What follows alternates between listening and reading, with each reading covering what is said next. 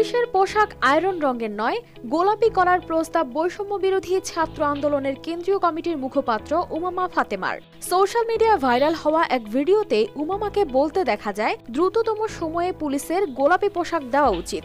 এছাড়া পোশাক হিসেবে গোলাপি একটি ভালো প্রতীক, কেননা গোলাপি একটি আই সুদিং কালার যা চোখে আরাম দেয়। পুলিশের দ্রুততম সময়ে গোলাপি পোশাক দেওয়া উচিত, খারাপ না। আমার মনে হয় যে গোলাপি খুব ভালো একটা প্রতীক। আমি তো বলছি আমার জায়গা থেকে পিঙ্ক রেভলিউশন করা দরকার। বাংলাদেশ পুলিশ, র্যাব ও আনসার বাহিনীর নতুন পোশাকের রং নিয়ে নেট দুনিয়ায় পক্ষে বিপক্ষে চলছে আলোচনা সমালোচনা, আর এর মাঝেই গোলাপি রং যেন ঠেলে দিল নতুন উত্তেজনা, যা নিয়ে মেতে উঠেছেন নেটিজেনরা। তবে ভিডিওতে আরো দেখা যায়, উমামা মনে করেন পুলিশের কাজের প্রকৃতি অনুযায়ী পোশাকের রং আলাদা।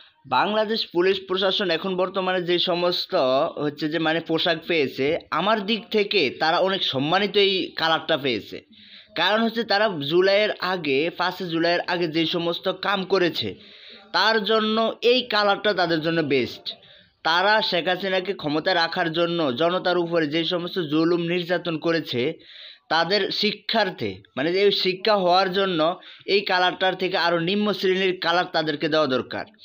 এবং তাদের কালার পরিবর্তন করলে হয় না, যে কোনো মানুষের যদি স্বভাব চরিত্র পরিবর্তন না হয়, দেখা যায় অন্য কোনো দল ক্ষমতায় আসলে তারা ওই দলের সাপোর্ট দিতে গিয়ে আবারও মানুষের উপর ওই জুলুম নির্যাতন করবে। এখন বর্তমান সময়ে তাদেরকে ওই জুলুম নির্যাতন যেহেতু না করতে পারে, এজন্য তাদের কাছে এরকম কিছু আইন প্রয়োগ করা, যাতে তারা ওই রাস্তায় যাইতে সাবাস না পায়।